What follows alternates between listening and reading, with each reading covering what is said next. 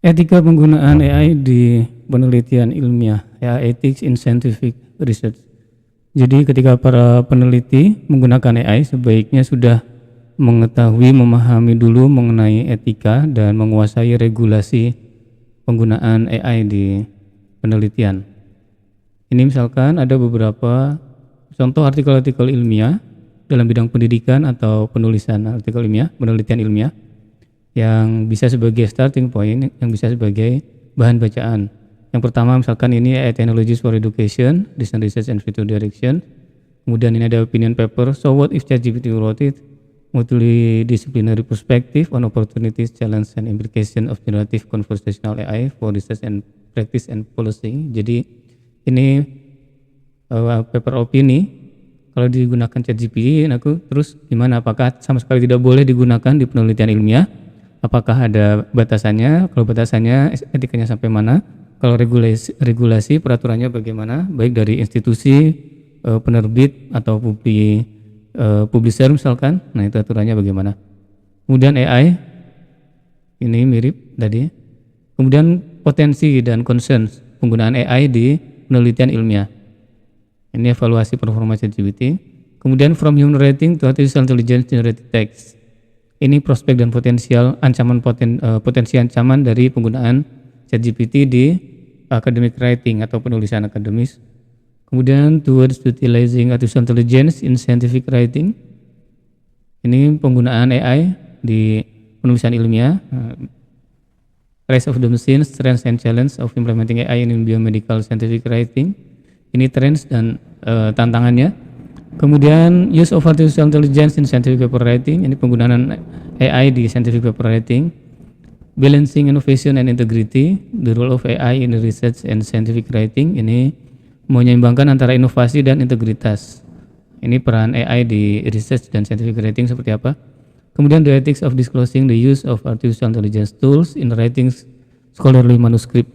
Ini juga etika dalam menyampaikan keterbukaan penggunaan AI tools di penulisan manuskrip. Advancing scientific writing with artificial intelligence in expanding the research toolkit. Kemudian norma for academic writing, norms ini in the era of advanced artificial intelligence. Exploring the ethical landscape of AI in academic writing, best practice for using AI tools as an author, peer reviewer, editor. Ini juga saya masukkan ke sini 12 sources, kemudian minta notebook LM untuk membuat mind map-nya. Kurang lebih mind map-nya seperti ini. Pertama, ini prinsip etika intinya. Yang pertama mengenai perlindungan integrasi akademik, bagaimana ketika menggunakan AI tapi tetap berintegritas. Kemudian yang kedua, transparansi in AI usage. Jadi author atau peneliti itu perlu transparan mengenai penggunaan AI. Apa saja tools AI yang digunakan, dalam hal apa gitu. Itu perlu dibuka atau dituliskan. Kemudian mengenai data privacy and security, privasi data ini ketika kita menggunakan tools AI, bagaimana datanya bisa tetap privasinya terjaga atau terlindungi. Kalau ada data-data yang privat kita masukkan sebagai prompt misalkan, nah nanti itu bisa dijadikan sebagai training data yang akhirnya privasinya itu bisa terlanggar. Kemudian security, keamanan, ketika misalkan kita tanpa sadar mengetikkan data-data confidential di prompt, nah nanti itu akan menjadi data training juga yang disimpan. Nah itu berbahaya. Kemudian human oversight in AI applications, kemudian oversight manusia di aplikasi AI ini juga sebagai salah satu prinsip etis intinya. Kemudian yang selanjutnya fairness and bias mitigation, bagaimana memitigasi bias karena tools AI itu kan berdasarkan training data training, dan data trainingnya itu data setnya bisa juga bersifat bias, jadi responsnya juga bisa bias. Concern mengenai etika, hal kuncinya yang pertama mengenai authorship and attribution. Yang pertama mengenai AI as co-author, ini tidak direkomendasikan karena AI ini dia entitas digital atau virtual gitu. Dia tidak bisa bertanggung jawab dan tidak bisa diklaim sebagai author atau co-author. Nah kita melihat ada paper-paper yang memasukkan AI ini sebagai co-author, nah ini tidak direkomendasikan. Kemudian disclosure of AI assistance, nah ini perlu disampaikan di acknowledgement atau di method. Jadi author itu perlu menuliskan AI apa saja yang digunakan, kemudian dia mengassist dalam hal apa saja. Nah, itu perlu terbuka. Kemudian intellectual property rights. Nah, yang rights ini haknya ini kenapa tadi AI tidak direkomendasikan sebagai co-author, karena property rights ini nanti kembali ke author humannya yang bisa memiliki hak kekayaan intelektual ini. Kemudian accountability and responsibility, ini juga hanya manusia yang bisa bertanggung jawab. Nah, sehingga autornya ini ya tetap manusia. Kemudian ethical concern selanjutnya mengenai plagiarism. Nah, karena AI ini berdasarkan data training, nah bisa jadi responsnya itu berdasarkan data training artikel ilmiah yang sudah diterbitkan. Nah, nanti bisa tanpa sadar terinduksi kita untuk melakukan plagiarism kalau menggunakan AI tanpa aturan penggunaan yang sesuai atau yang tepat. Jadi perlu ada proses-proses selanjutnya agar itu nanti bisa selamat dari plagiarism. Kemudian yang kedua, lack of originality in AI output. Jadi output dari AI, karena AI ini dia berdasarkan data training, nah maka data trainingnya itu tidak lagi original atau originalitasnya sangat kurang atau rendah. Kemudian fabricated citations or references. Karena AI itu bisa halusinasi, dia bisa membuat-buat seolah-olah ada citasi reference ke artikel ilmiah tertentu yang sebenarnya tidak ada. Atau autor menulis artikel tertentu padahal autornya tersebut tidak menulis artikel tersebut. Nah, kemudian juga ini konsennya mengenai plagiarism, bagaimana mendeteksi dan menghindari plagiarism. Kemudian mengenai bias dan fairness, algorithmic bias.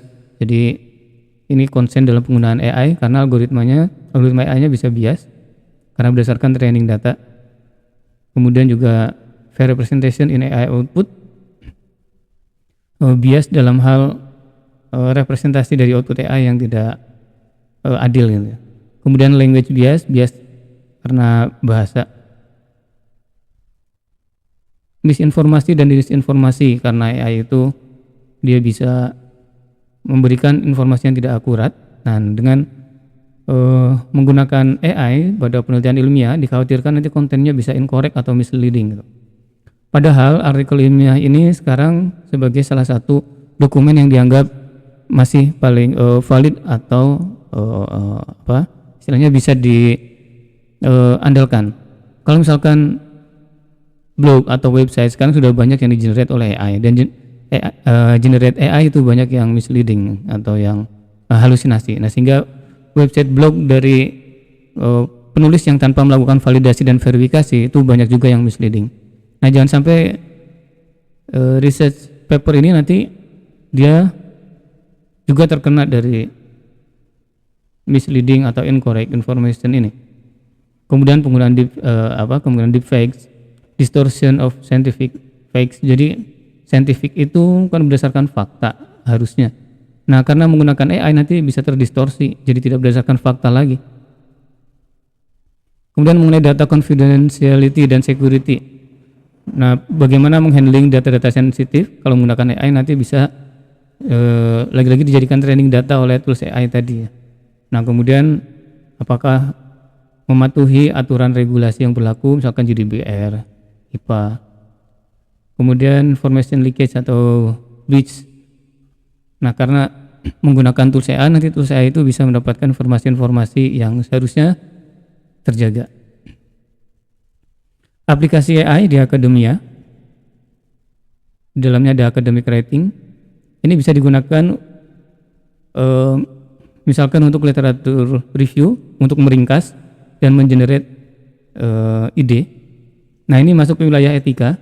Sebagian artikel paper dari source ini menyatakan bahwa review ini sebaiknya masih dilakukan oleh autor.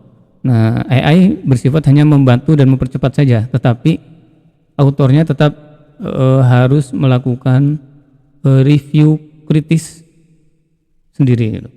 Dari summaries ini misalkan dikritisi lagi apakah hasil summaries-nya itu benar-benar sesuai dari reviewnya. Kemudian ide yang di-generate itu juga tetap perlu dikritisi juga oleh autor. Kemudian dalam drafting dan editing sebagai first draft, nah tetapi perlu nanti autornya itu tetap memperbaiki draft ini. Kemudian language enhancement, AI digunakan untuk meningkatkan kualitas bahasanya, tapi tidak inti atau core atau kontennya gitu. Kemudian generate research question, ini juga masih debatable. Di beberapa artikel paper mengatakan research question itu sebaiknya di generate oleh author, nah tetapi ada beberapa yang ketika itu di generate awal oleh AI, selama author itu nanti memverifikasi, dan ketika author itu kemudian setuju dengan research question yang di generate oleh AI, nah maka author itu yang nanti akan responsible atau bertanggung jawab. Kemudian table figure generations, ini juga untuk figur-figur yang bukan fake atau figur-figur yang tidak manipulatif, nah itu masih bisa digunakan. Tapi kalau figurnya itu bersifat manipulatif atau fake, nah itu nanti ini perlu dihindari. Dan kalau figur-figur itu yang bersifat umum, misalkan hanya sekedar ilustrasi, itu pun nanti perlu dituliskan bahwa itu di generate oleh AI misalkan. Di bidang pendidikan, AI juga ini bisa digunakan untuk personalized learning, jadi untuk melakukan personalisasi pembelajaran. Kemudian untuk melakukan otomasi tugas-tugas administrasi gitu. Kemudian untuk pembelajaran bahasa, dan untuk pengembangan critical thinking dan assessment. Kemudian dalam peer review, AI itu bisa digunakan untuk memilih reviewer misalkan, kemudian membuat draft komentar review, kemudian mendeteksi plagiarisme, dan mengidentifikasi statistik error atau methodological error. Kemudian pada proses penelitian, ini bisa membantu dalam data analisis, hypothesis generation, dan eksperimen design. Tantangan ketika mengadoptasi dan mengimplementasi AI yaitu adalah kesulitan dalam membedakan antara human atau AI output. Kemudian rendahnya standarisasi metode dan best practice dalam penggunaan AI. Dan tantangannya juga adalah nanti akan terlalu tergantung terhadap AI. Kemudian digital divide dan inequality.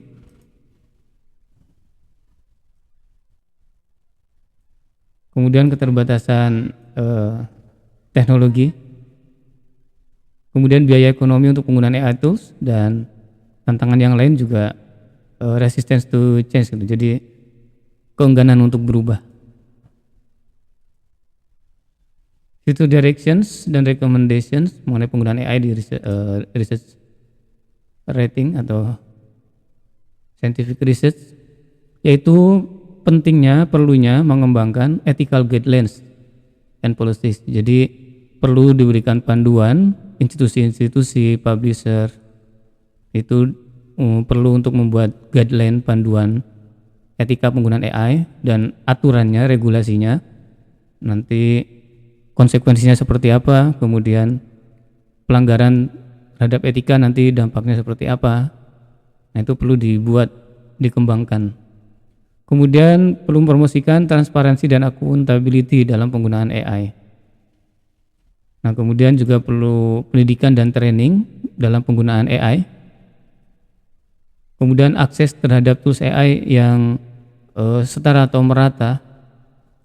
Kemudian rekomendasikan juga untuk mengembangkan AI detection tools untuk mendeteksi output yang di-generate dari AI gitu. Kemudian memikirkan ulang mengenai metode assessment, karena dengan adanya AI di dunia akademik, maka nanti pelajar, pembelajar, siswa, mahasiswa itu juga dia bisa menggunakan AI, maka metode assessmentnya kita juga perlu menyesuaikan agar jangan sampai kita membuat assessment yang oleh pelajar itu bisa sangat mudah itu dijawab menggunakan AI, dan kita tidak bisa mengakses atau mengevaluasi penguasaan mahasiswa atau siswa atau pelajar gitu. Kemudian framework kolaborasi antara human dan AI. Dan rekomendasi selanjutnya adalah meneliti mengenai dampak sosial dan regulasi dan dampak terhadap sosial mengenai penggunaan AI ini.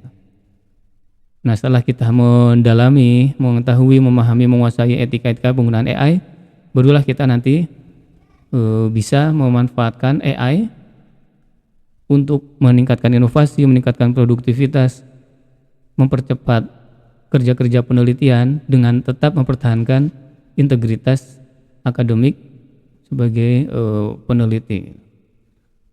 Oke, karena ini hal yang masih relatif baru dan debatable, maka sangat diperlukan diskusi dan sharing, kolaborasi dari semua pihak yang terlibat gitu. Oke, kira-kira apakah setuju penggunaan AI di scientific research ini, atau setuju sebagian, atau tidak setuju sama sekali? Kalau sebagian, batasannya seperti apa? Nah, itu hal-hal yang perlu didiskusikan. Terima kasih, bertemu lagi di video selanjutnya.